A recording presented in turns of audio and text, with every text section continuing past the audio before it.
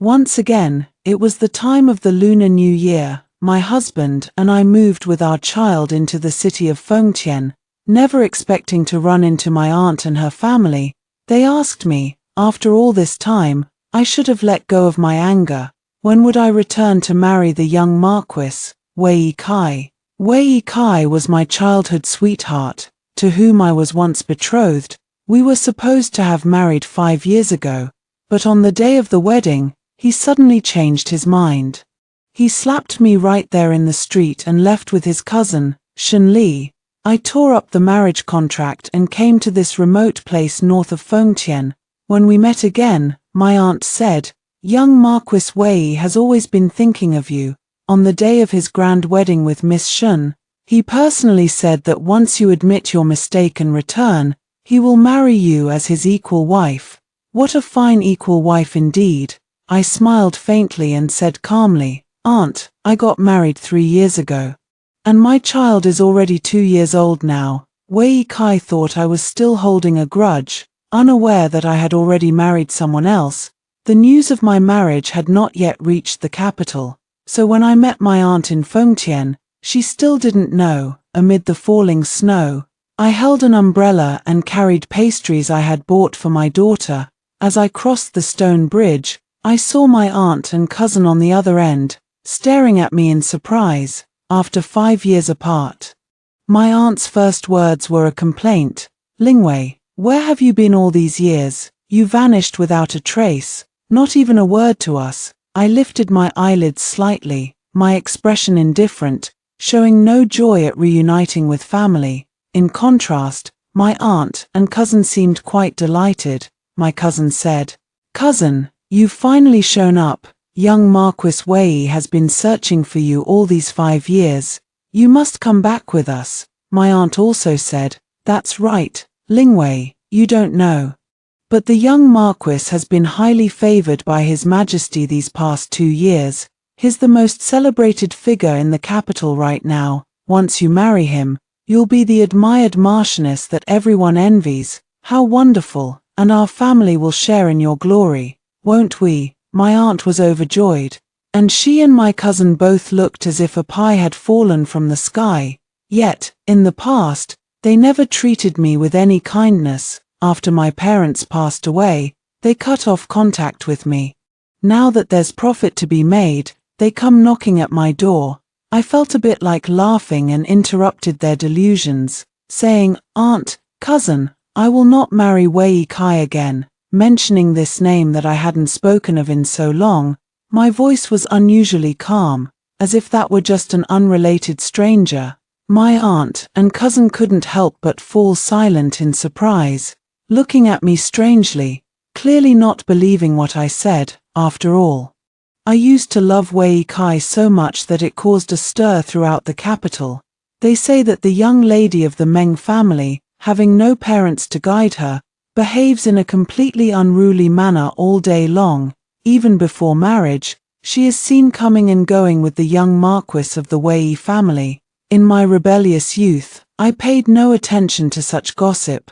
I only knew that Wei Kai and I had been betrothed since childhood, and we were meant to be together forever, so I clung to him. I made him fly kites with me, make paper lanterns with me. From the time we met at 7 until I came of age at 15, we were never apart. If nothing unexpected happened, by the time I turned 16, I would have happily married Wei Kai just like that. Unfortunately, that summer, Wei Kai's cousin Shen Li also came to the capital and stayed temporarily at the Wei residence. She was well behaved and obedient, smiling without showing her teeth, the epitome of a refined young lady from a good family. Standing next to me, she was everyone's idea of the perfect daughter-in-law, unlike me, who had no sense of propriety. After all, you lost your parents at a young age. How could you compare to a young lady raised under the strict guidance of the Shen family? Their disdainful words fell upon my ears, leaving me both embarrassed and aggrieved. I wanted to find Wei Kai and ask him if he would look down on me too, but when I arrived at our meeting place, I found Shen Li was there as well. She smiled delicately and said, "Miss Meng, This is my first time going out, so I asked my cousin to accompany me. I hope you don't mind, do you? Under normal circumstances, I wouldn't have minded at all, but today was Chishi festival. Wei Kai had promised to go to the temple fair with me, but he gave the lantern I had given him to Shen Li. As I watched Shen Li holding that familiar lantern, thinking about the 2 days and nights I had spent making it, my face suddenly flushed with heat. Wei Kai.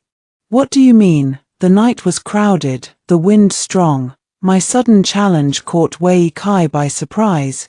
He frowned slightly, glanced at Shen Li, then pulled me aside and whispered, "My cousin isn't familiar with the capital, so I brought her along. Why are you angry?" I don't even know why I'm so angry. Maybe it's because I've heard too many comments lately praising his cousin while putting me down, or maybe it's because of that lantern.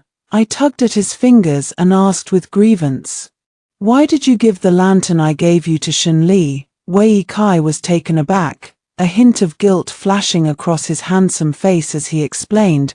"She said the lantern was very beautiful, so I lent it to her to have a look." I asked suspiciously, "You didn't give it to her, did you?" Wei Kai replied, "Why would I give your things to her?" Those words easily won me over. I couldn't help but squint my eyes and smile, then asked again in a sticky, sweet voice, "Then you don't dislike me either?" Wei Kai said, "Dislike what?" I said, "Dislike that I'm not well educated and refined enough." Wei Kai said, "Well, I do dislike that a little." I got angry again and swung my fist, punching him on the shoulder. The force wasn't light, but Wei Kai didn't even flinch. However, Shen Li's eyes reddened. She quickly ran over, tugged at Wei Kai's sleeve, and said pitifully, "Cousin, does it hurt? It's all my fault for making Miss Meng angry. If Miss Meng wants to hit someone, hit me instead. Not my cousin." She stood between them, sobbing, drawing frequent glances from passers-by. I frowned, wanting to tell her to stop crying, but she only cried even harder. There was no other way. Wei Kai had no choice but to ask the maid beside her to take her back, but Shen Li kept tugging at the corner of his clothes, refusing to let go. Wei Kai was helpless in the face of his tearful cousin and could only say to me, Wei, "I'll make it up to you next time.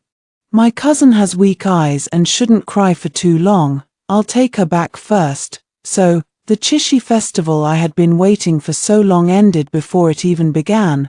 Wei Kai's free time no longer belonged to me. Shen Li's presence by his side was becoming more and more frequent.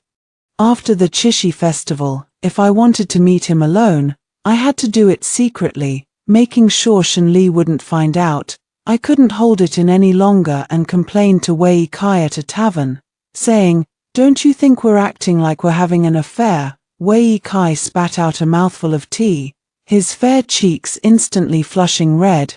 His eyes shimmered as if brimming with spring water, and he said hoarsely, "What nonsense are you talking?"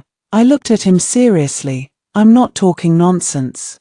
According to the date on the marriage contract, you were supposed to marry me this year, but now, even meeting you has to be done in secret." This was indeed a problem. Wei Kai rubbed my head, pulled me into his embrace, and pondered, "In that case, I'll have my mother arrange our wedding first. Once you enter the household, we can see each other every day, and you won't have to put up with my cousin's attitude anymore." Wei Kai curled his lips into a smile and gave me a jade hairpin as compensation for that Chishi festival day. I wore that hairpin ever after, looking forward to the day I would marry him. But that day never came. At the end of August, the nanny who had taken care of me since I was a child passed away. I rarely had contact with my aunt, and during holidays, the house was cold and quiet, with only the nanny keeping me company. Her death dealt me a heavy blow. On the day the funeral was over, I stayed alone in the desolate Meng residence and suddenly felt very lonely, longing to see Wei Kai. So I rushed to the Wei residence to see him, but I saw him holding a disheveled Shen Li in his arms, stroking her long hair, comforting her over and over. "It's all right, Ali." Wei Kai's eyes were full of pity, his voice gentle and beautiful. Yet it stung me deeply. My gaze was fixed on them, then shifted to the shattered lantern by Wei Kai's feet. It was the flower lantern I had made. Half-burned and now so unsightly, my heart ached terribly, filled with both anger and sorrow, and I walked over to pick up my lantern. Wei Kai finally noticed me, released Shen Li, and said to me, "Vivi, what are you doing here?" I picked up the lantern, not wanting to pay him any attention. Wei Kai grabbed my wrist and said, "The lantern suddenly caught fire just now and almost hurt my cousin. Let's just throw this lantern away. I'll buy you a new one, okay?" I lowered my head and shook off his hand. Without a word, I ran outside. Wei Kai chased after me and finally stopped me on the street. He studied my expression and asked, Wei, what's really wrong with you?" I glared at him angrily, no longer able to suppress the grievances in my heart. I could ignore the gazes of others, but I simply couldn't ignore Wei Kai. His every move and glance could tear my heart to pieces, but he was still completely unaware, holding back my tears. I gazed steadily into his nervous eyes and softly asked, "Wei Kai, do you like me?" Wei Kai was taken aback, avoiding my gaze, though the tips of his ears turned slightly red. "Why are you asking that?" I was too eager to know the answer, so I grabbed his sleeve and pressed him again urgently. "Do you like me?" Wei Kai moved, breaking free from my hand, and coughed lightly. "There are so many people watching. Wei, let's talk about it when we get back." "I won't." Realizing that Wei Kai had been avoiding me, my emotions suddenly erupted.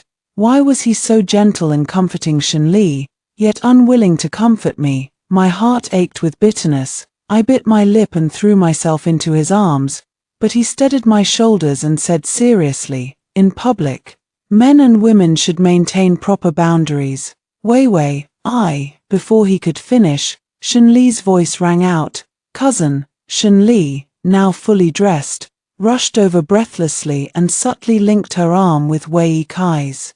This scene stung me, and I let out 2 cold laughs, the words spilling out, "Indeed, I shouldn't be too familiar with you as a man and a woman. Unlike your cousin, the two of you, disheveled and clinging to each other, don't seem to care about such propriety." Meng Lingwei, Wei Kai cut me off, both shocked and furious.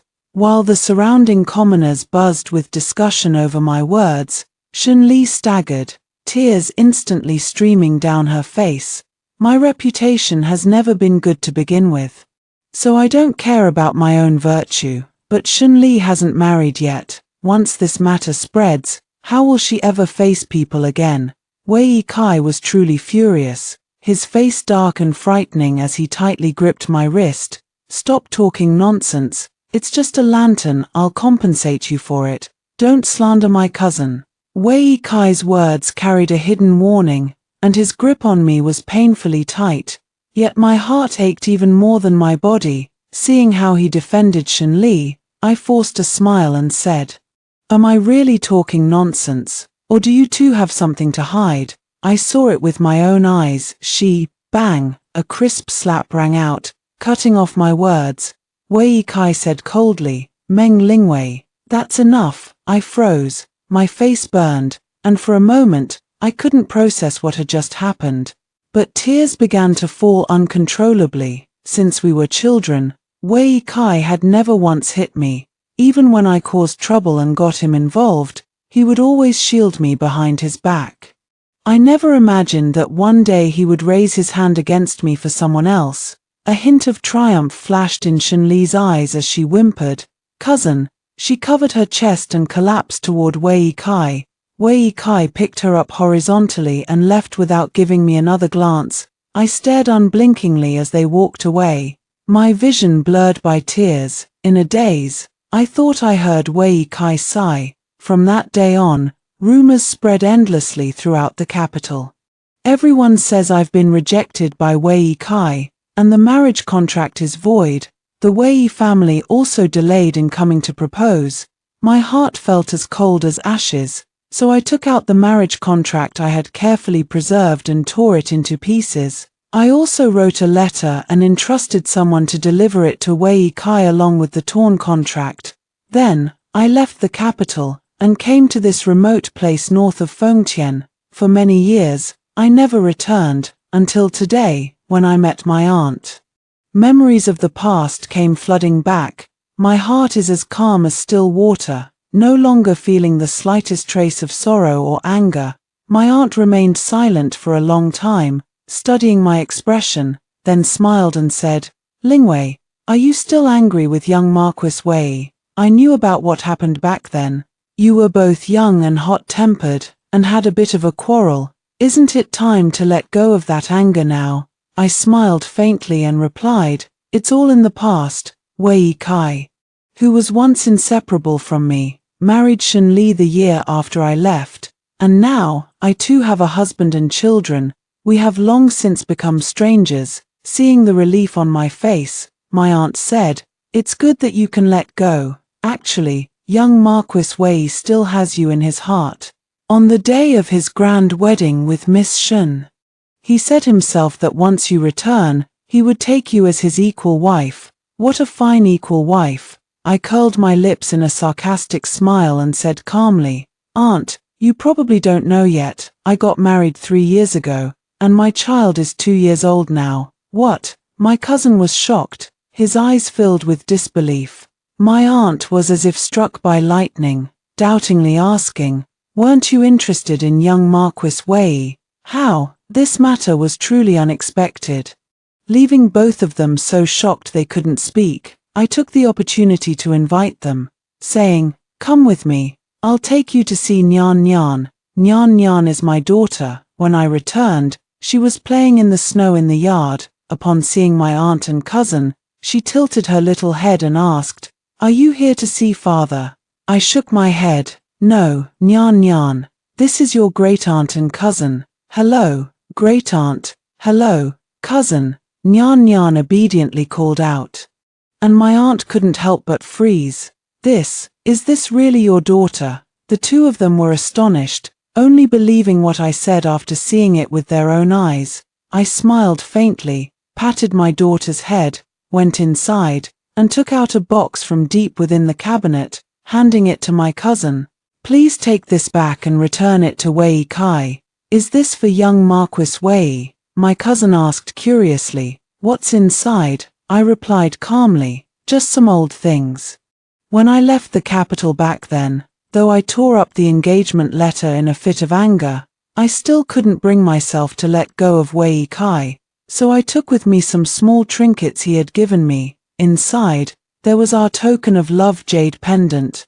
It was a family heirloom jade that only the heir of the Wei family possessed.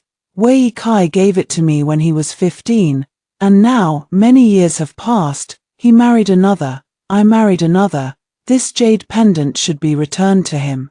My expression remained calm all along. My cousin, feeling disgruntled, didn't ask further and only said, "Then, should the news of your marriage also be told to the young Marquis?" I was taken aback for a moment and said, "As you wish. Anyway, seeing what's in this box, Wei Kai should understand what I mean. Between him and me, the ties of this life are severed." My aunt sighed with regret. The wealth and status that were within her grasp had just slipped away. She couldn't help but say, "Lingwei, are you really willing to accept this? After all these years of affection, you're just going to throw it away like that? Are you really willing?" I nodded and said, "I am willing, even if it started out of anger towards Wei Kai, but later, marrying him was my own choice." My aunt had nothing more to say and left with my cousin, taking the box with them. The capital was thousands of miles away from Fengtian, and it wasn't until half a month later that we received further news. My cousin wrote to say that he had already given the box to Wei Kai. It happened on the 10th day of the first lunar month, at young Marquis Wei's birthday banquet. His cousin handed him the box. When Wei Kai opened it and saw what was inside, his eyes instantly reddened. He asked his cousin where I was. His cousin answered truthfully, telling him that I had already married someone else. Who would have thought that such a brief sentence would leave the once high-spirited young Marquis frozen in place, coughing up a mouthful of blood on the spot? I never expected Wei Kai to react so strongly, even less did I anticipate that he would come to Fengtian, amid the swirling snow. His tall and elegant figure stood outside the door, solitary and alone, radiating an indescribable loneliness. Nyan Nyan pushed open the courtyard gate and called out to me, "Mother, someone is here to see you." "Who is it?" I walked out of the house in confusion and looked toward the yard, unexpectedly meeting a pair of familiar eyes. Wei Kai was holding an umbrella, staring intently at Nyan Nyan, but when he suddenly looked up and saw me, he froze instantly. Time flowed by, as if a dream had passed through the years. Wei Kai's features had grown even more handsome and profound than in his youth, yet his eyes remained the same as before, clear and bright like a freshly washed sky.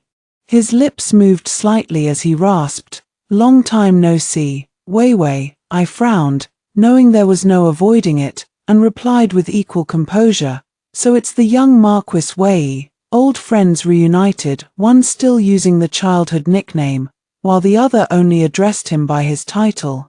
A dim light flickered in Wei Kai's eyes as he looked down at Nyan Nyan, murmuring in a daze, "Is this your daughter?" Nyan Nyan, feeling his gaze, instinctively shrank behind me. I picked up Nyan Nyan, pretending not to notice the tremor in Wei Kai's voice, and calmly replied, "Yes." Snow-laden pine branches bent low, their weight dusting the umbrella. Wei Kai's face instantly turned pale, almost as white as the snow on the umbrella. In that moment, it was as if he had died once. After a long silence, he finally asked softly, "Why?" I replied indifferently, "No reason. Getting married and having children is just the natural course of life."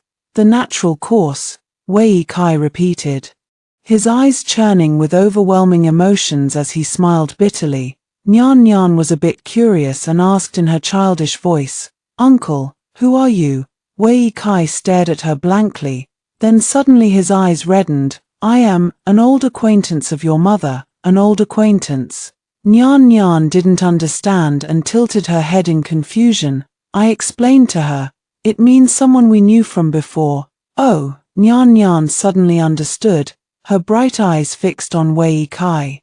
Unable to comprehend why this adult seemed on the verge of tears, "Vivi." Wei Kai opened his mouth to say something else, but I cut him off. "Go away." He froze, watching helplessly as I carried Nyan Nyan into the house. The snow seemed to fall even heavier, and I had no intention of inviting him inside to sit. Wei Kai stood alone in the snow for a long time. Even after the snow stopped, he still hadn't left, his face completely drained of color from the cold. I thought about it and really didn't want a corpse lying at my doorstep, so I pushed the door open and asked him, "What exactly do you want?" Wei Kai's gaze followed me, his tone bitter. "Wei Wei, are you still holding a grudge against me? For that day, when I slapped you?" Old memories resurfaced with his words, and I frowned. "That's all in the past, but I can't let it go," Wei Kai said. "All these years, I've never forgotten." He lifted his gaze, and beneath the umbrella, those eyes that once captivated my soul still held their mesmerizing power, yet I no longer feel the same stirring in my heart as I did in my youth. Wei Kai stared at my expression, neither sorrowful nor joyful, and said in despair, "What will it take for you to forgive me? If I repay you, will that suffice?" He abruptly grabbed my wrist and used my hand to deliver a harsh slap across his own face. A crisp sound rang out. Not only did his pale cheek turn red, but even my palm felt a bit sore. Yet even so, I remained unmoved and simply said, "Let go." Wei Kai refused, stubbornly staring at me as if waiting for me to soften. I sneered coldly, curling my lips mockingly, "You've hurt my hand." Wei Kai was taken aback and finally let go. It seemed he understood that I would no longer feel the slightest bit of heartache for him. "You shouldn't have come looking for me," I said.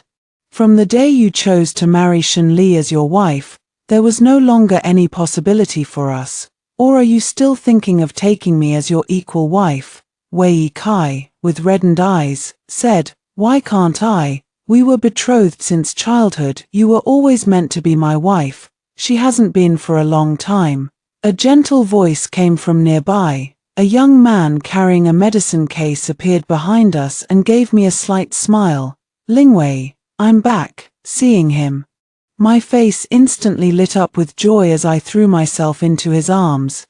Yang, though I am now married with children, I still cannot change my true nature. I never learned the restraint and modesty expected of a lady from a respectable family, and I continue to throw myself recklessly toward the person I love. Fortunately, Song Guiyang is already my husband. He never pushes me away or scolds me. Instead, he wraps his long arm around me, pulling me into his embrace, a gentle smile playing on his lips.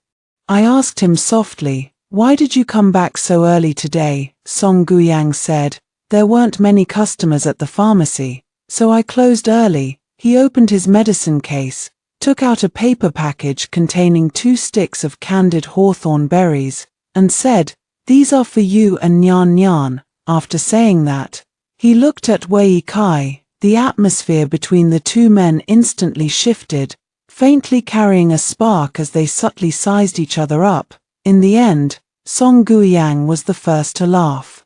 Speaking up, This gentleman must be the young Marquis Wei, I presume. Wei Kai straightened his posture, the dignified bearing cultivated over decades in a noble household evident for all to see. Though the bright red mark on his face somewhat marred his composure, he looked at Song Guiyang, equally unwilling to be outdone. So you are her husband, not much to speak of. Hearing this, Song Guiyang turned to me, his voice tinged with a hint of pitifulness. Lingwei, am I really that bad? I immediately cupped his face and said earnestly, Nonsense. Yang is the most outstanding doctor in all of Fengtian City. Whether it's medical skills, knowledge of pharmacology, or even his figure and appearance, which aspect isn't top tier. Don't listen to the irrelevant talk of others. I shot Wei Kai a glare, and he called out to me, sounding a bit hurt. Wei, back when we were still in the capital, I had always defended him everywhere. When had I ever neglected him in front of others? Wei Kai's face turned pale, and a flicker of jealousy flashed in his eyes as he looked at Song Guiyang. I stepped forward and unceremoniously gave him the order to leave. You should go now, and don't bother us again. I have nothing to do with you anymore. Please don't call me Wei from now on. Address me as Mrs. Song. After saying that, I walked into the courtyard with Song Guiyang and prepared to close the gate. Seeing this, Wei Kai reached out a hand to hold the door, pleading desperately. Wait, let me speak with you a little longer. You don't know, there are still so many things I haven't told you. I took a deep breath, my patience nearly worn thin, and said coldly, What else do you want to say? Wei Kai met my icy gaze, his eyes trembling slightly, but he couldn't utter a single word. He knew that, given my temperament, no matter how much he said at this moment, I wouldn't listen. So he still let go of my hand, his eyes downcast with a look of deep sorrow.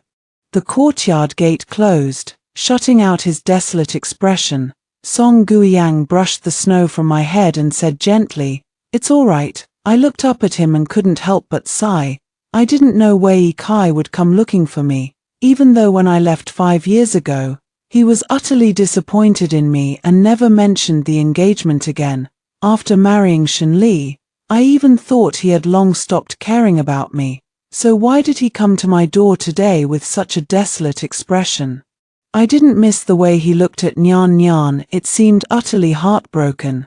Could it be that he thought I had been preserving my chastity for him all these years? Why, I felt somewhat resentful, wishing I could never see Wei Kai again. But Wei Kai found out where I lived and started sending gifts every few days. Expensive bracelets, earrings, the latest Suzhou embroidery and shoe brocade from the fabric shops. He sent them all one by one, even though I returned every single item. He still refused to give up. On the day Song Guiyang went out to treat patients, he came again. This time, I learned my lesson and didn't open the door for him, but he simply climbed over the wall and came in. I was so angry I almost laughed. I said to him, "A noble young marquis like you, climbing over someone's courtyard wall, aren't you afraid people will laugh at you if word gets out?" Wei Kai coughed lightly. "I don't care." He looked at me and said, "I came this time just to find out why you married Song Guiyang. He's nothing but a country doctor. How is he worthy of you? Did he force you into this marriage by holding a favor over your head?" At this, a shadow of gloom flickered in Wei Kai's eyes as he said coldly, "If he really forced you, I will make sure he pays the price." I glanced mockingly at Wei Kai and sneered, "He didn't force me, I did it willingly." But he's just a physician," Wei Kai said with some reluctance. "What exactly do you see in him? What is it that he lacks compared to Song Guiyang?" Wei Kai himself didn't realize how aggrieved his expression looked at that moment. I shook my head mockingly and said, "You've uncovered so much, even knowing that he once saved me. But have you ever wondered why I almost died?"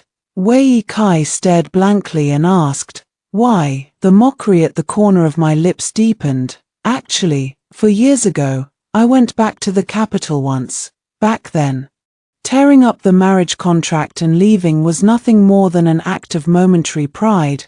Just a few months later, I began to regret it. Life outside the capital was far from easy, and the area north of Fengtian was especially bone-chillingly cold. I had traveled all the way to this distant place, with no one to rely on, renting a small courtyard all by myself. I often found myself feeling lonely, lost in thought as I stared at the little trinkets Wei Kai had given me. Every object is a piece of memory. Every day, as I look at these things, how can I not think of the people? The resentment in my heart gradually subsided, and I couldn't help but recall Wei Kai's kindness toward me. I even began to reflect on myself, thinking that perhaps I was indeed at fault for exposing Wei Kai and Shun Li's entanglement right on the street. If this gets out, it won't be good for Wei Kai's reputation either, so it's understandable that he's angry, right? I couldn't help but make excuses for him, comforting myself as I sneakily and shamefully slipped back to the capital. At that time, on my way to the Wei residence, I was still thinking that I couldn't let Wei Kai know I had forgiven him so easily. He had to apologize to me and cut ties with Shun Li. As I pondered, I made my way to the Wei residence, only to find it bustling with joy, adorned with red silk and vibrant decorations, clearly celebrating a festive occasion. I froze in surprise and asked, "Who is getting married at the Wei residence?" Perhaps it was because I had traveled a long way and looked disheveled, but the person beside me didn't recognize me and replied, "Who else could it be? It's naturally the young marquis of the Wei family. Today is his grand wedding celebration. The festivities have blocked the entire street." I stood frozen in place, unable to believe what I had just heard. After a long moment, I finally asked, "Who is he going to marry? Shouldn't his fiancée be me?" "Oh, right, I already tore up the marriage certificate." A suffocating pain filled my heart, my eyes widened, and I could barely catch my breath. There was only one thought in my mind. Wei Kai really didn't want me anymore. I had only been gone for 4 months, and he had already married someone else. He didn't even come looking for me. I was the one who came back on my own.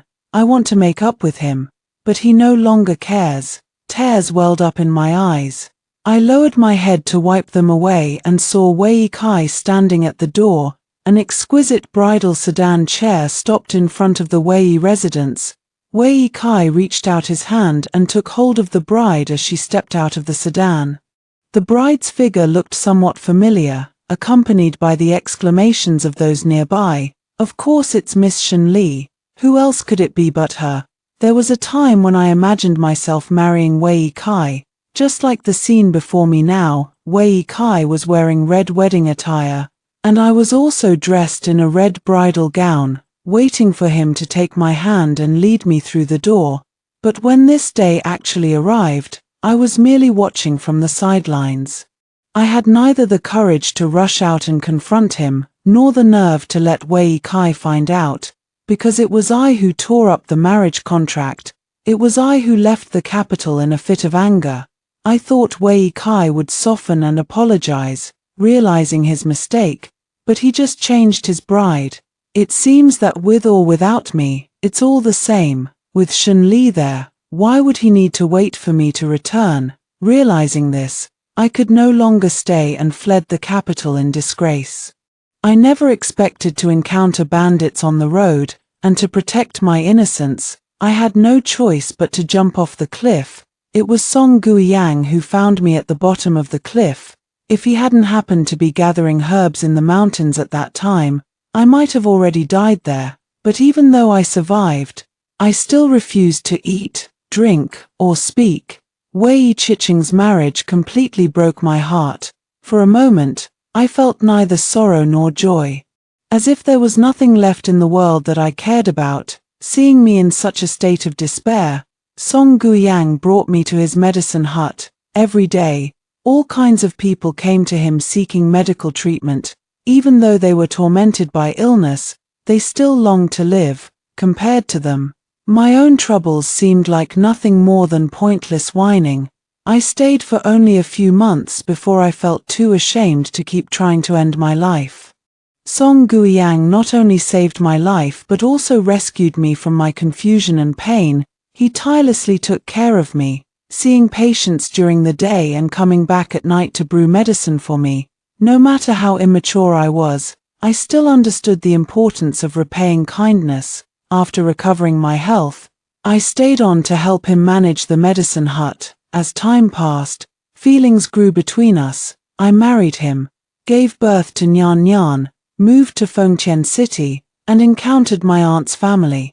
Old acquaintances appeared one after another, but I was no longer the Meng Lingwei I once was. I would no longer be moved by Wei Kai, nor would I let his every word and action dictate my sorrows and joys as I had in the past. He is no different to me now than a stranger. I told him the truth of the past because I wanted him to know that I have let go. Wei Kai, we were once engaged, and I did admire you, but that's all in the past. You now have Shen Li as your wife, and I have found my own beloved. Why must you continue to stir up trouble? I didn't understand and looked at him in confusion. Since hearing what I said, Wei Kai's complexion had been poor, as if he had lost his soul. He murmured blankly, "So you came back?" I didn't understand his reaction and nodded, "Yes. And I happened to arrive just in time for your grand wedding with Shen Li. Since you were already devoted to your cousin, why didn't you just tell me? Were you afraid I would still cling to you?" Apart from this reason, I couldn't think of any other. Wei Kai used to be patient with me in every way. Perhaps he had long been fed up inside. That's why, after I left, he couldn't wait to marry Shen Li. My expression remained indifferent, but Wei Kai's eyes reddened as he shook his head and said, "That's not it." He moved his lips as if struggling to speak, let out a desolate laugh, and then, with a complicated mood, said, "What if I told you I did it to spite you too?" I paused, a flicker of confusion in my eyes. Out of spite, what does that mean? Could Wei Kai be implying that he married Shen Li just to spite me? Under my gaze, Wei Kai curved his lips into a smile and blinked, the faint trace of a tear still visible at the corner of his eye. He said slowly, "Meng Lingwei, do you believe that in this lifetime, I have only ever liked you, that I only ever wanted to marry you?" A bitter smile mingled with tears, as if carrying endless sorrow. Wei Kai looked at me, his voice gentle and affectionate. Recounting a long overdue confession, he said, "Meng Lingwei, I have never once looked down on you. In this world, some admire flawless jade, while others cherish flowing streams and falling blossoms. But Wei Kai only loved that bright and lively girl. Her name was Meng Lingwei, and she was his childhood sweetheart. When she turned 16, she would marry him. Little did she know that her childhood companion had been looking forward to that day for a very long time. but that day will never come. In this world, fate often plays tricks, and many are those who love deeply but are destined to part. Yet Meng Lingwei, at 16, did not know, and Wei Kai, at 18, did not know either. They were used to bickering and playing around, inseparable despite the constant noise.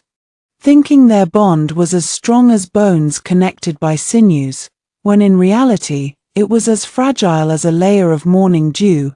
Wei Kai was not unaware that his mother did not like Meng Lingwei and preferred his cousin Shun Li. He was also well aware that Shun Li's arrival had made Meng Lingwei's situation even more difficult, with more and more people openly or subtly belittling her.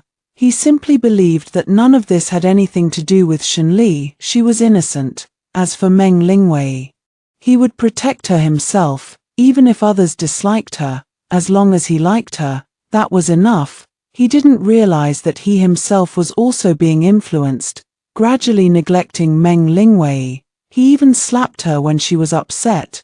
Wei Kai didn't use much force in that slap, thinking it wouldn't hurt much, but Meng Lingwei's tears fell like a broken string, and her crying made him unable to help but feel heartache.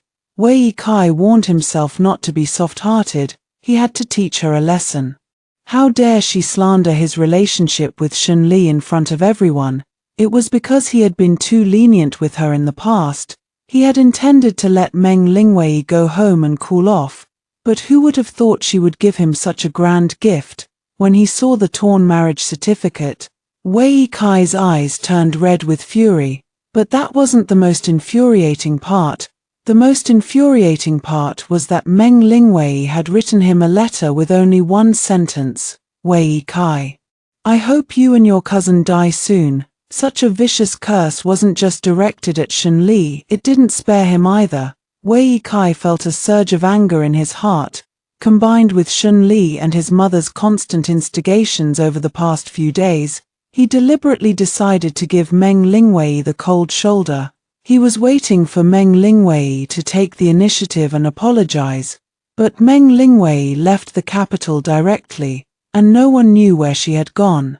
Wei Kai was so angry he almost spat blood. His mother then brought up his marriage, tentatively suggesting that since he had fallen out with that girl from the Meng family, he might as well consider Shun Li. Wei Kai was stunned. He hadn't wanted to marry Shun Li in the first place. But if Meng Lingwei knew he was going to marry Shun Li, wouldn't she definitely be unable to sit still? Then she'd have no choice but to come back. So, in a fit of anger, Wei Kai agreed. He clearly rewrote the marriage certificate and even kept the letter Shun Li had written scolding him, storing them both together in a box. Yet, out of sheer stubbornness, he kept putting it off until the following spring and never went to find Meng Lingwei. He didn't know that Meng Lingwei had gone north of Fengtian and had no idea he was about to get married. He thought Meng Lingwei simply detested him so much that she wouldn't even come back to see him get married. Wei Kai almost despondently married Shun Li, as if he had given up and decided to let things fall apart. He didn't notice that Meng Lingwei was right outside the Wei residence, watching as he took someone else's hand. Childhood sweethearts, innocent and carefree, all because of a moment of anger. They passed each other by, parting for life. At the moment of the wedding ceremony, Wei Kai still clung to unrealistic fantasies in his heart. He actually told everyone that if Meng Lingwei returned, he would marry her as his equal wife. But she did not return. This time, out of anger, she stayed away for an unusually long time. It wasn't until 4 years later that her cousin handed him a box. Inside were the family heirloom jade pendant he had given to Meng Lingwei, a jade hairpin, a silk flower folding fan, and earring accessories. Overjoyed, he thought Meng Lingwei had returned and quickly asked where she was. Her cousin was taken aback for a moment, then said, "She is already married." It was like a bolt from the blue, instantly shattering his deluded dream. Wei Kai was unaware that he was spitting up blood, murmuring as he asked, "Where is it?" Fengtian. Snowflakes scattered, and the sky slowly began to let fall a light snow again. Wei Kai said he had never looked down on me, then fell into an eerie silence, his expression constantly shifting. Inside the house, Nyan Nyan woke up startled from her sleep. I went in, picked her up, and gently soothed her. Wei Kai watched me intently through the window, his expression gradually calming. He said, "I'm sorry for disturbing you." I was a bit surprised, but seeing that he had come to terms with it, I said calmly, "Since you know, you should leave Fengtian." Wei Kai lowered his gaze and hummed in agreement, "I'll leave in a couple of days." He hesitated and asked, "Can I hug Nyan Nyan?" I frowned, my eyes showing wariness. Wei Kai quickly said, "I don't mean anything else. You don't have to worry that I'll hurt her." After saying this, he looked at Nyan Nyan with an expression full of envy. Nyan Nyan looked at him and stretched out her arms. "Uncle, hold me." She was still young and didn't understand the grudges between adults, just noticing Wei Kai was feeling down. So I reached out my hand. Wei Kai's eyes lit up, looking at me pitifully. I sighed and still handed Nyan Nyan to him. "Hold her properly." Wei Kai was flattered and carefully picked up Nyan Nyan. He gazed at the girl's features. Though she was still young, she looked so much like me. Wei Kai watched her, unable to hold back the tears welling in his eyes, a faint smile curling at the corners of his mouth. Nyan Nyan touched the corner of his eye and asked curiously, "Uncle, why are you crying?" Wei Kai replied, "Because I let down someone who once loved me very much. If it weren't for my mistake, perhaps my child with her would be as old as you are now." I realized he was talking about me. Shot him a glance to stop his nonsense in front of the child, and took Nian Nian from his arms. "All right, you've seen her, you've held her, it's time to go, isn't it? From now on, don't send any more of your things, it's only ruining my reputation for no reason." Wei Kai nodded bitterly and said, "I won't." It seemed he had finally come to his senses and left before the snow grew heavier. Before leaving, he said, "If Song Guiyang ever treats you poorly, bring Nyan Nyan and come find me in the capital. I will always have a place for you both." I scoffed and said, "I don't need it." Wei Kai's eyes dimmed, and in that moment, I heard his sigh once more. After Song Guiyang returned home and learned that Wei Kai had visited, he hurriedly asked if I was all right. I happily told him that Wei Kai had already left and would not be coming back. Song Guiyang was puzzled and asked me why I was so certain. I sneered and said, "As long as he still has any sense of shame, he won't come." Admittedly, I was the one who tore up the marriage contract first, but I didn't force him to choose Shenli. Since he made his choice, he shouldn't regret it. The elders of the Wei family never really liked me. I couldn't see it clearly before. But now I can understand. If it weren't for their dissatisfaction, how could my marriage with Wei Kai have been delayed until Shenli appeared? Including those words that praised Shenli while belittling me, they were deliberately spread in front of me by someone with an agenda, hoping to make me feel ashamed. Wei Kai's mother really went to great lengths. I curled my lips in a cold sneer, pushing aside the trivial matters of the capital. Unaware that Wei Kai had returned and was already reorganizing the estate, he divorced Shenli on the grounds that she had not borne him a son. Shenli knelt weeping pitifully before the mansion gate, abandoning all restraint as she cried out, "In all these years of marriage, you have never shared a bed with me. How could I possibly have become pregnant? My lord, why have you treated me this way?" She wept bitterly.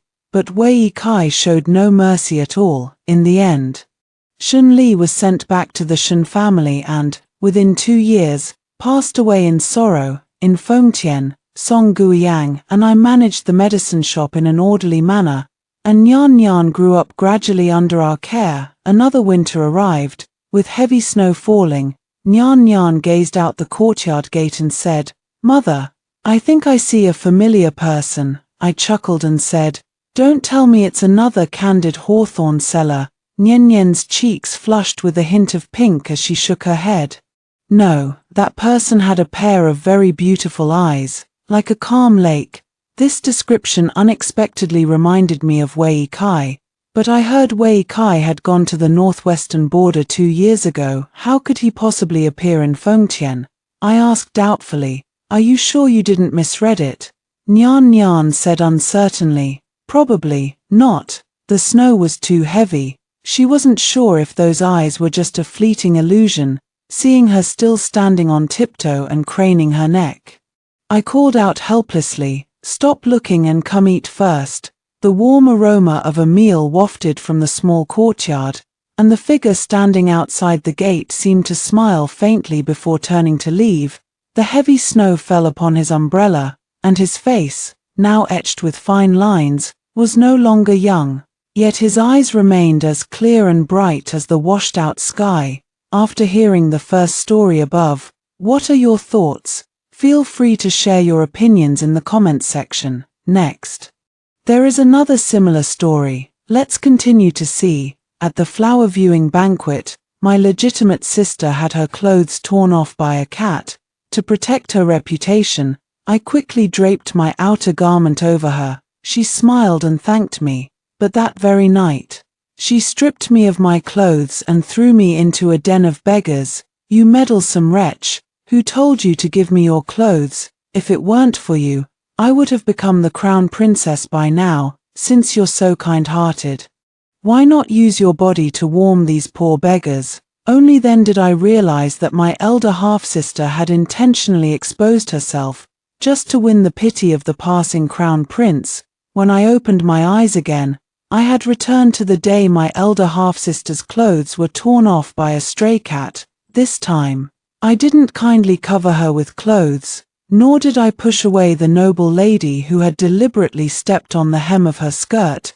Since you don't want to wear clothes, then don't wear any at all. Placing the flowers so far away, how is anyone supposed to see them? Kui Qinghe, what are you spacing out for? Hurry up and bring the flowers over to me. Hearing those words, I knew I had been reborn. I didn't obediently fetch the flowers like I did in my previous life. Instead, she straightened her back and spoke loudly. Sister, the 9-colored sacred lotus was a tribute from foreign lands to Her Highness the Princess. That Her Highness allows us into the estate to admire the flowers is already a great favor. How could we possibly lay hands on the sacred lotus?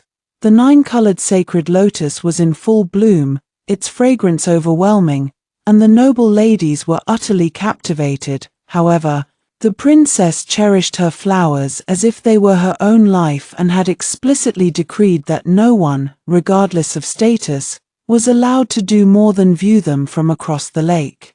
Kui Qinghe's domineering actions undoubtedly provoked public outrage. Who here wasn't invited?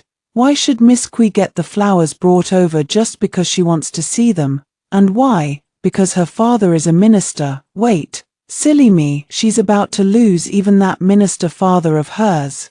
So she's desperately trying to seduce the crown prince because she's afraid the minister's mansion will fall and she'll be sold into prostitution.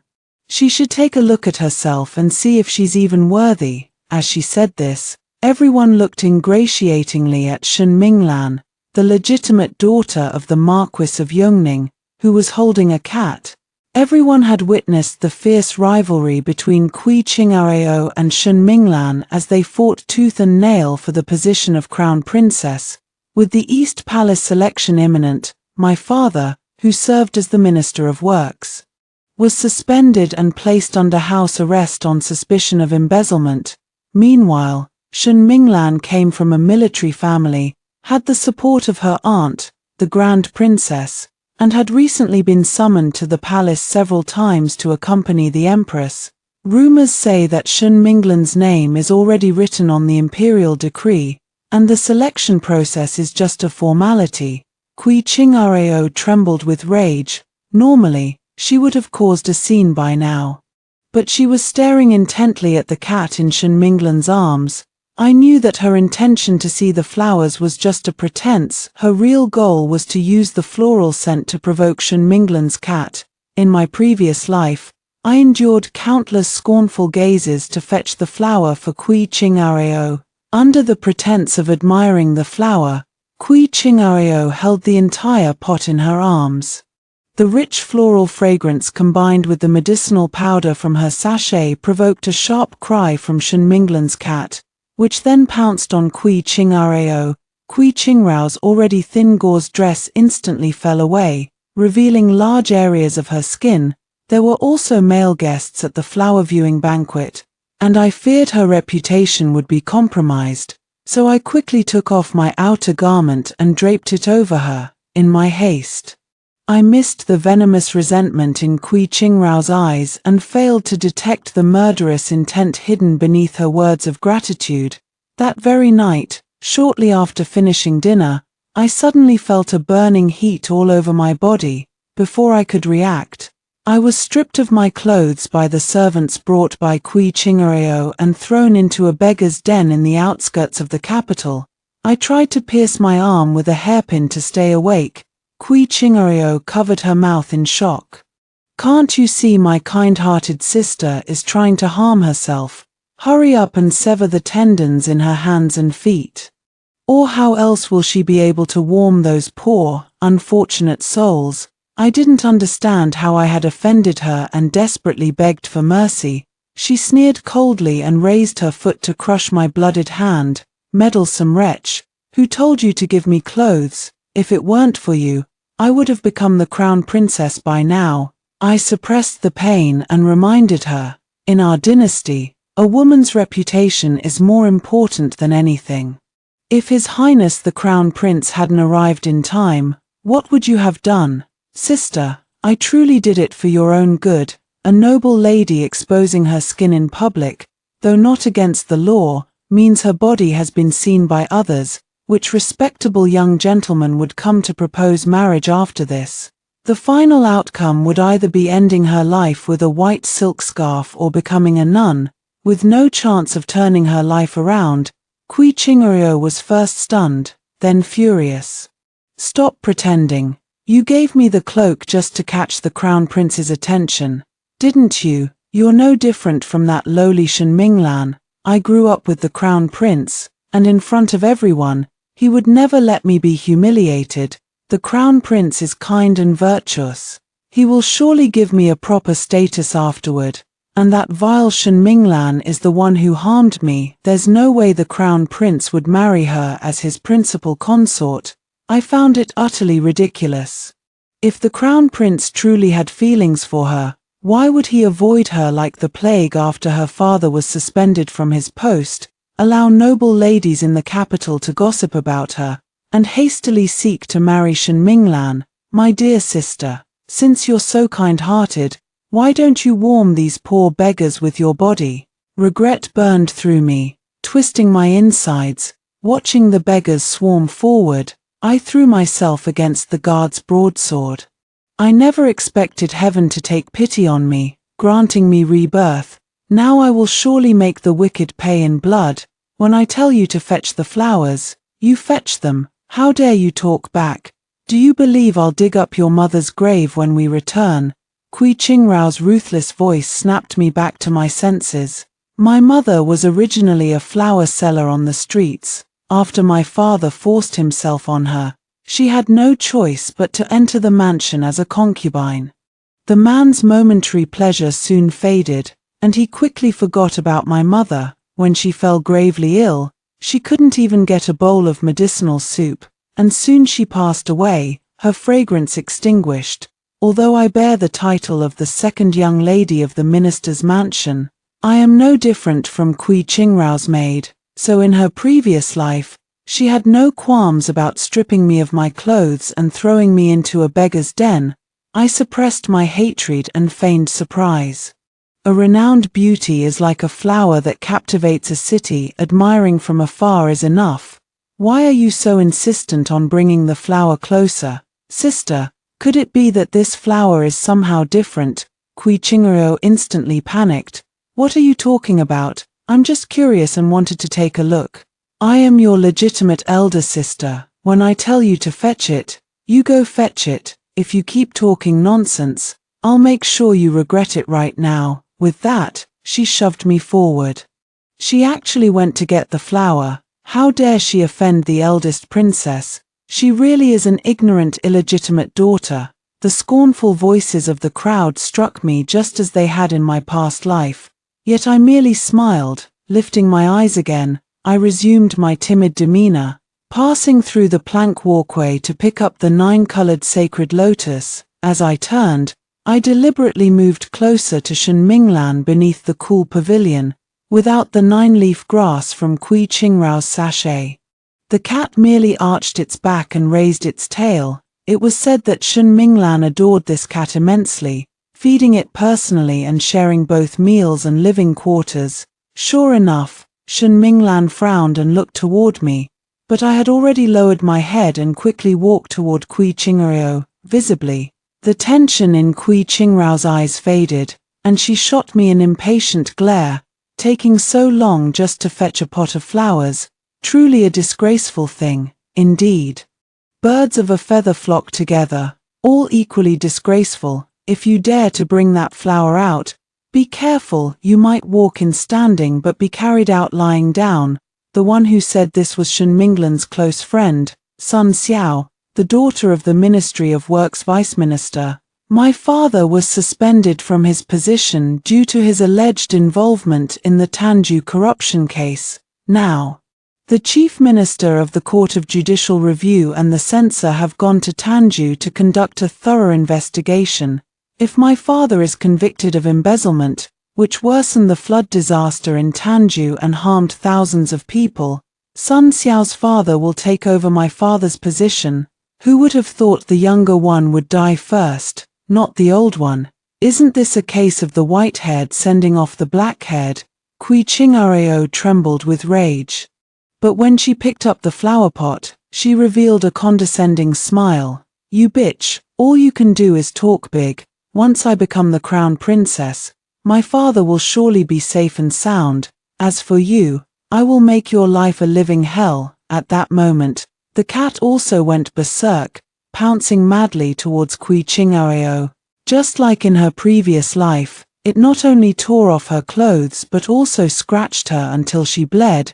She desperately protected her face, so she didn't notice Sun Xiao stepping on her skirt with a gloomy expression. Kui Qingrao wore only a thin skirt on her lower body for the sake of appearance, moving with an ethereal grace as she walked. If that skirt were to fall, she would be considered even worse than a courtesan, her reputation utterly ruined. In my past life, I pushed aside the mischievous Sun Xiao and quickly took off my outer garment to drape over her. Only then was her reputation preserved. Since she hates me for being in the way, then, this time, I'll satisfy you and let you expose yourself completely. The scream startled the princess and the male guests. The women despised Kui Qingrao for monopolizing the 9-colored sacred lotus, so naturally, no one stepped forward to cover her with clothes. Seeing the shattered holy lotus on the ground, the eldest princess was furious and would not give Kui Qingrao a pleasant look. In that moment, Kui Qingrao truly fell naked onto the ground. Her snow-white skin, marked with bloody streaks, and her jade-like legs exposed and tangled together, created a truly vivid and alluring scene. All the men stared blankly at Kui Qingrao. As expected, Kui Qingrao's scandalous reputation would spread throughout the capital by tomorrow. Kui Qingrao hunched her shoulders, her eyes filled with unease. Suddenly, her eyes lit up, and without any hesitation, she spread her arms wide, revealing the snow-white skin of her chest and the scratch marks on her neck and shoulders. Your Highness the Crown Prince, Qingrao is innocent. I've been harmed by this beast and now I have no face to show myself. The Crown Prince's face was full of disgust, but in front of so many people, he couldn't pretend not to see. He shouted angrily, "Where are the Kui family's people? Don't they know to help Miss Kui up when something like this happens?" When she went out, Kui Qingrao hadn't brought any maids with her. I had no choice but to step forward, wiping my tears and pretending to take off my outer garment. As I expected, Kui Qingrao pushed me away and grabbed the prince's sleeve with a pitiful expression. I called out to her earlier, but she completely ignored me. As sisters, she just stood by and watched me make a fool of myself. What else can I expect from her? And them, all of them are bullying me, brother Crown Prince. You're the only one I have left. The prince, eager to get rid of this mess, scolded me coldly. Second Miss Qui, as sisters, how can you be so cold-blooded and harsh? Hurry up and attend to your elder sister's washing and dressing. With the Crown Prince's command, I had no choice but to comply. Qui Chingareo grew somewhat anxious, let out a startled cry, and stumbled into the Crown Prince's embrace, in front of everyone, with our skin touching.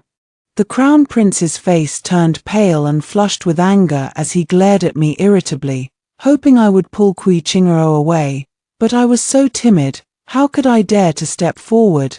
The Crown Prince had no choice but to grit his teeth, take off his cloak, and drape it over Qui Chingareo.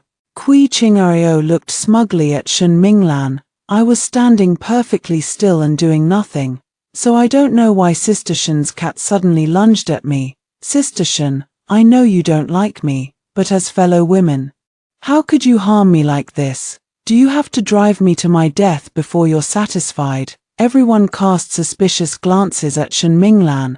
After all, everyone knew they were competing for the position of Crown Princess. Shen Minglan was no fool, and she quickly realized what was happening. You set me up. The princess also sneered coldly. Miss Qui, I know Minglan's character better than anyone. How dare you frame her? Have you considered the consequences? Qui Chingareo was crying so hard she could barely catch her breath.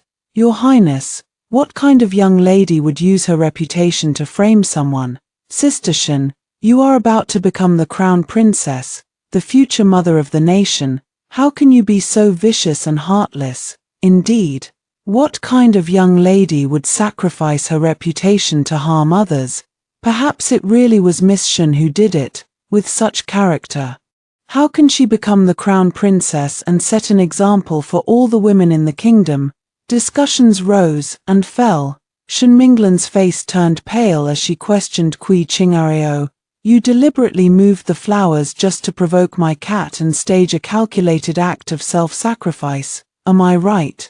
Qui Chingareo hadn't expected Shen Minglan to figure it out and was somewhat flustered. It was clearly you who harmed me, without any evidence. Don't even think of pinning everything on me. Shen Minglan looked at me. Second Miss Qui, you have always been by Qui Chingrao's side, in front of everyone. Would you be willing to testify for me? Looking at Qui Chingrao's suddenly pale face, I smiled. Since being reborn, I came back to deal with her, so of course I was willing to expose her. Just as he was about to nod, the guard suddenly approached and whispered a few words into the Crown Prince's ear. The Crown Prince's previously impatient expression instantly changed. Without the slightest hesitation, he thrust his sword toward the snow-white cat. Minglan, you have truly gone too far this time. Apologize to Chingareo. Shen Minglan was utterly incredulous. This is utterly absurd. She was the one trying to harm me. Why should I be the one to apologize? Then she turned her gaze to me. Miss Qui, with His Highness the Crown Prince, Her Highness the Princess, and myself here to support you, you need only speak the truth of what you know. The Crown Prince frowned. His look toward me shifting from impatience to outright disgust. Miss Qui, what do you know? Qui Chingareo stared at me, then suddenly smiled, her eyes filled with undisguised pride and murderous intent. I opened my mouth, but no sound came out. Because the guard just reported that the Chief Minister of the Court of Judicial Review and the censor have returned to the capital and confirmed that my father is innocent. Qui Chingrao's backer has returned. And the Crown Prince has once again included Qui Chingareo among the candidates for the Eastern Palace's consorts. Minglan, I never thought you were such a narrow-minded person. Did you think that by tarnishing Chingrao's reputation, she would be despised by others? You are mistaken. I admire those with noble character. And then there's Miss Qui II. The Crown Prince looked at me with disgust. The distinction between legitimate and illegitimate children isn't important. But your malicious heart truly disgusts me. With those words, The crown prince embraced Kui Qing'areo in his arms, ignoring Shen Minglan's demand to report to the authorities and showing no regard for the princess's dignity, then strode away. Shen Minglan looked utterly devastated, staggering unsteadily on her feet. I wanted to support her. Sun Xiao pushed me away with a single shove. Who needs your fake sympathy? You're just like your sister. It was clearly Kui Qing'areo who framed Minglan. So why didn't you speak up? Although Shen Minglan was somewhat disappointed, she didn't make things difficult for me. You're both from the Kui family. I know you have your reasons. You may leave. At that moment, Kui Qing'areo sent someone to find me. I lowered my voice and quickly whispered 2 words to Shen Minglan: Tanju.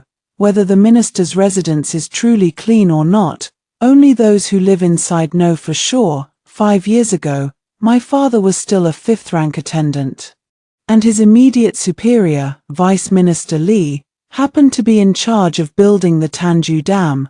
Not long after, a flood struck Tanju, drowning thousands of people, all because the reported stone baskets turned out to be woven straw bags that collapsed upon contact with water. Minister Li was impoverished and often performed charitable acts to help others. When his home was raided, not even 100 taels of silver were found. How could he be a corrupt official who cheated the people and harmed the state? During that period, the Kui family actually made a fortune. Not long after, my father was promoted to the position of vice minister, and the family's wealth continued to grow. From then on, Kui Qing'areo strutted through the capital with an air of arrogance. It wouldn't be easy to get rid of Kui Qing'areo. However, the enemy of my enemy is my friend. As soon as I returned to the Kui residence, I was grabbed and slapped twice across the face. My stepmother stood before me in a rage. You wretched servant, Qing'areo suffered such humiliation at the banquet, and you just stood by and watched. My father's face was dark with anger as he smashed a teacup right in front of me. When one prospers, all prosper. When one suffers, all suffer. Do you really think that if your sister's reputation is ruined and she can't make a good marriage, you'll be able to marry well? Kui Qing'areo had already changed into a brand new dress and was standing timidly behind her father. My younger sister is still young and is a concubine-born daughter, so it's only natural for her to feel jealous of me. Now that she has offended the crown prince due to her improper conduct, she's truly unsuitable for a high-ranking marriage. I've heard that the crown prince recently wants to win over Minister Chen from the Ministry of Justice, and that Minister Chen seems to be looking for a second wife. Becoming the legal wife of a 7th-rank official would be an immense blessing. Father, why not help arrange this good marriage for my sister? It would also help share the crown prince's concerns. It's really hard on Kui Qing'areo.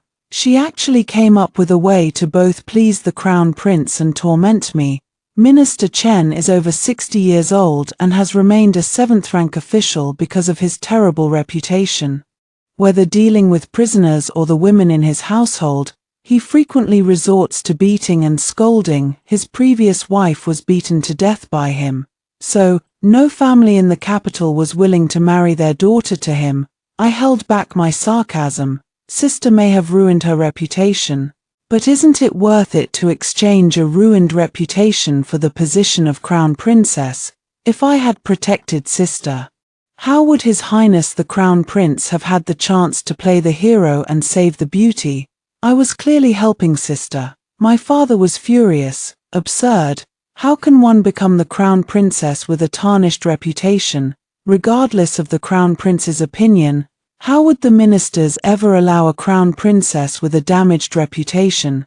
Kui Qing'areo felt somewhat guilty and glared at me fiercely. As if struck by a thought, she raised her chin again, her face full of disdain. Regardless. As sisters, when I was in disarray, you didn't even think to protect me. It just shows how malicious you are. Whatever I do to you, you deserve it. How ridiculous. In my past life, when I put a coat on her, she thought I was meddling and wished me dead. In this life, I stopped meddling. And now she says I have a wicked heart. Indeed, The wicked have their own twisted logic. My father looked at me and said with disappointment, Qinghe, I originally thought you were a well-behaved one. But I never expected you to be so foolish and cold-hearted. Since that's the case, don't blame your father for being ruthless. Kui Qinghe glanced at me triumphantly, as if certain that I was nothing but a pile of mud beneath her feet, forever destined to be her stepping stone. But my father added, however, Qinghe, it's good that you have the heart to share the Crown Prince's worries, but for now, don't take any action on this matter, and don't mention it in front of the Crown Prince either. I have my own plans. This was not a glorious affair. If Kui Qinghe intervened before even becoming the Crown Princess, it would inevitably invite criticism. But Kui Qinghe was not pleased. Why, I want to be a virtuous helpmate to the Crown Prince. If I don't bring it up, what if Shen Minglan takes the initiative first? My father couldn't persuade him and was about to compromise. The next moment, the prefect came to our door and, without any polite words to my father, directly asked about Kui Qinghe.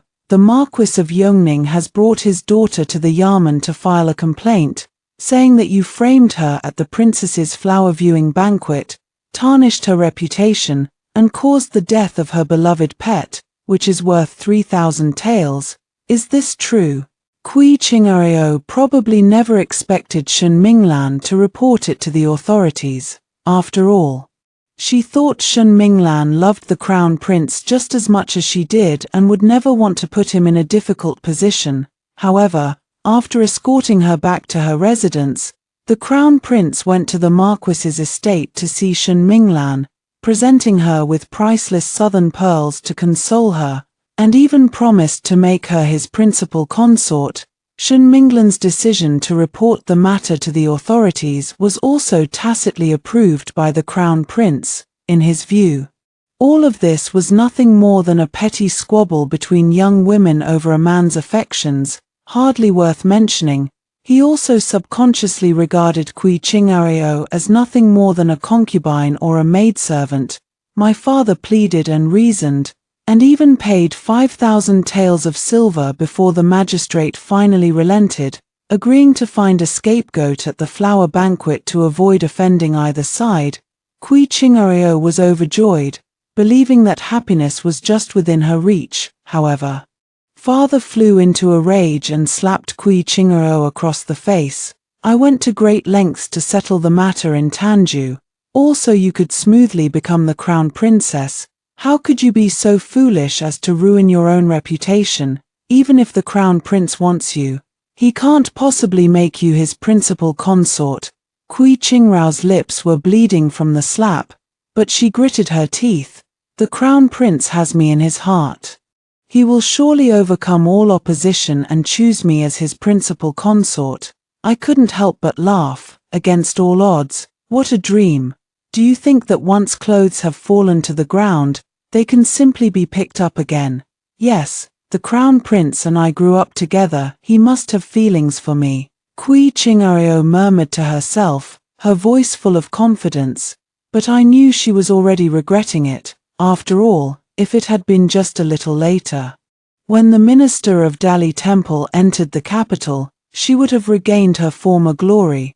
But from the moment she decided to take off her clothes, she truly could no longer put them back on. The next day, the painting of the flower banquet beauty became all the rage in the capital. On every street corner and in every pleasure house, tales of Kui Qinghe's charm and grace spread far and wide. Some portraits of beauties, completely unclothed and exuding sensuality in their every gesture, all bore the face of Kui Qinghe. Kui Qinghe was so furious she felt like vomiting blood. She stormed into my room with a large group of people in tow. Bitch, was it you who did it? I was utterly bewildered. Father said that if your reputation is ruined, I will suffer as well. How would I dare to do such a thing? Kui Qinghe kicked my embroidery frame away. What more misfortune could you possibly suffer? Father has already promised to marry you off to Lord Chen from the Ministry of Justice.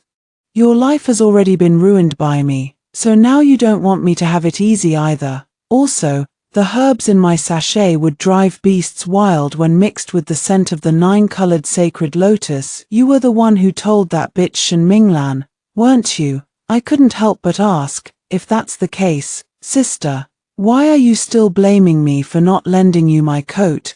Kui Chingero let out a cold laugh. How I act is my own business. If you don't side with me, you're just malicious. I've wasted my kindness taking you, a daughter of a concubine, with me everywhere all this time. Her tone suddenly shifted, and Kui Qingrao's eyes lit up. The East Palace is about to select a crown princess. We are family, we are sisters. Don't you usually treat me well and support me in everything outside? This time, please help me too. Okay, yes, I am a concubine-born daughter, and I don't have a favored mother. To live well, I have to do my best to please the legal wife and her daughter. But no matter how much I do for them, they never treat me as a human being. To cover up one scandal, you must replace it with another. Dear sister, tell me, if I spread the images of you with that beggar, then wrap you in white silk, and father removes your name from the family register, wouldn't that save me? I clenched my fists tightly, letting my nails pierce through the flesh. This could not restore her reputation. All she wanted was for me to be more miserable than her. Someone, come quickly and help second sister undress. Looking at Kui Qingrao's arrogant face, despair surged over her overwhelmingly. Just as the servant was about to tear my clothes off, a guest arrived. The Grand Princess, supported by Shen Minglan, took her seat in the main position. The 9-colored sacred lotus bestowed upon me by His Majesty was destroyed by the 2 young ladies of your household. If I recall correctly, it was your second daughter who moved it from the pavilion, wasn't it? The eldest princess is the most beloved sister of the current emperor, even possessing her own fief and advisors. My father had just been reinstated to his official position and couldn't afford to offend her, so he pushed me forward without hesitation. Qingrao has always been sensible. This matter has nothing to do with her. Since Qinghe has done wrong, let her be dealt with by your highness. The eldest princess glanced at me and raised an eyebrow. Does Lord Kui truly wish to entrust this matter to my discretion? My father's expression remained calm. Is your body in public, Kui Qingao? If you were a man, it might be different. But you are a woman, and your only value lies in serving your husband and raising children. Reputation is more important than anything. No ordinary man would marry a woman with a tarnished reputation, let alone the crown prince. Of course, the Empress Dowager paused, her smile carrying a hint of scrutiny. If you yourself don't care, perhaps others might even think more highly of you. But search your heart and ask yourself, can you truly face it with equanimity? Without a doubt, Kui Qingao could not. She dared to use her reputation to scheme for the position of crown princess. Yet she couldn't bear the consequences and still sought to drag others down with her. Attendants, I am weary. Prepare the carriage for my return to the palace. Kui Qingao bit her lower lip so hard that faint traces of blood appeared, her eyes filled with regret and resentment. If she could find her way back from this misguided path here, perhaps she might still save her life. Yet she straightened her back, her face full of indignation. Her Majesty the Empress Dowager comes from the Shen family. So naturally she speaks for Shen Minglan. However, selecting the crown princess is not merely a family matter but also a matter of state. For Her Majesty to show such favoritism toward Shen Minglan is hardly fair. The hall instantly fell as silent as a cicada in winter. The noble ladies bowed their heads, each lower than the last. The Empress Dowager smiled. Favoritism. Do you really think I don't know what you did at the flower viewing banquet? Kui Qingao, look at this. Does it look familiar? She saw the discarded sachet appear on the sandalwood table. Kui Qingrao's forehead was beaded with cold sweat, yet she spoke with unshakable confidence. This is my sachet, which I lost a long time ago. How did it end up in your Majesty's possession? The Empress Dowager studied her as if she were some rare curiosity, truly sharp-tongued. Since you admit this sachet is yours, then the 9 luo herb inside must also be connected to you, I presume. The imperial physician said that the scent of the 9 luo grass mixed with the 9-colored sacred lotus can drive cats and dogs mad. Lady Kui, do you admit your guilt? That day, Kui Chingero repeatedly pressured me to bring the 9-colored sacred lotus, which became the ironclad evidence of her crime. If Kui Chingero had still held a glimmer of hope just moments ago, she was now completely panicked. No, Your Majesty, this matter has nothing to do with me. This sachet was given to me by my half-sister Kui Qinghe, and it was also her who insisted on carrying the 9-colored sacred lotus to me.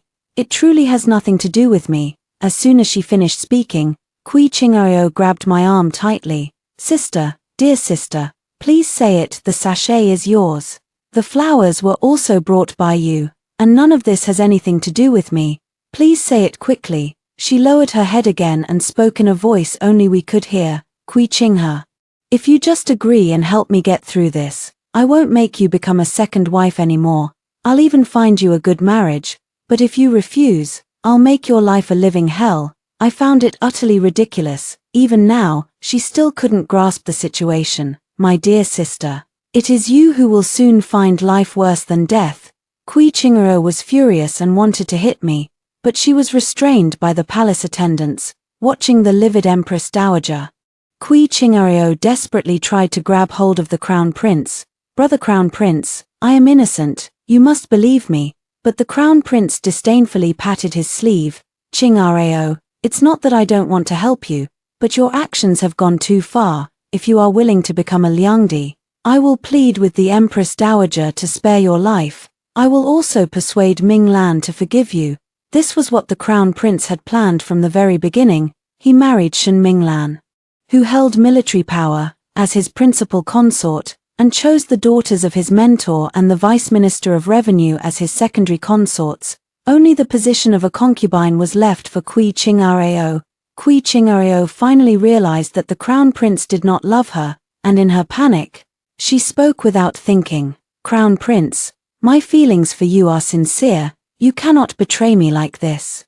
You've invited Minister Chen from the Ministry of Justice several times, and each time he put on airs with you. Brother Crown Prince, if you want to win him over, I can help. Isn't he looking for a new wife? I've found one for you, right here. Although the 7th-rank supervising secretary of the Ministry of Justice holds a low official position, his power is substantial. The Crown Prince sought to win this person over in order to overturn a court case. If this matter had been handled privately, perhaps the Crown Prince would have praised her for being considerate, but in front of others, Kui Qinghe's action undoubtedly put the Crown Prince in a difficult position. Sure enough, the Crown Prince couldn't hold back his anger and slapped Kui Qinghe across the face. You foolish woman, what nonsense are you spouting? By the time my father and stepmother arrived, the imperial guards had also come, tossing aside the gold ingots my father had sent. Your daughter's words have reached His Majesty's ears. The Emperor has ordered this humble servant to invite Miss Kui into the palace. I hope Lord Kui will not make things difficult for this servant. My legal mother wept and sobbed, clutching my father's arm tightly. My lord, Qinghe must have offended His Majesty. You are her biological father, you must save her. My father let out a thoughtful hum and cupped his hands in salute to the chief eunuch.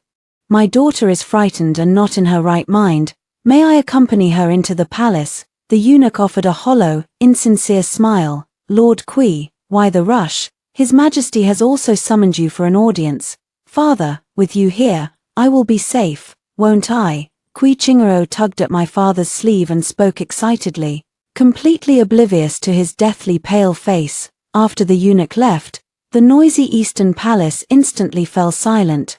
Through the crowd, Shen Minglan flashed me a smile. Until evening, Kui Qinghe and my father had not returned.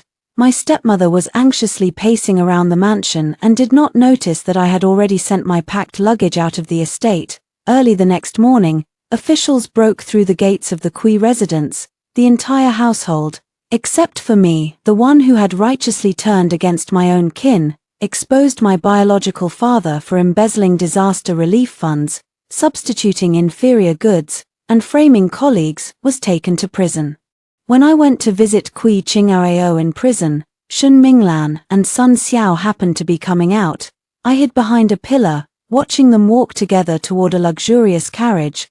The lantern on it bore the unmistakable emblem of the princess's residence. In the dim prison cell, Kui Chingareo had lost all her former elegance. Upon seeing me, she frantically reached out to strike me. You vile woman, it's all your fault. My father also cursed me harshly, you ungrateful and unfilial fool.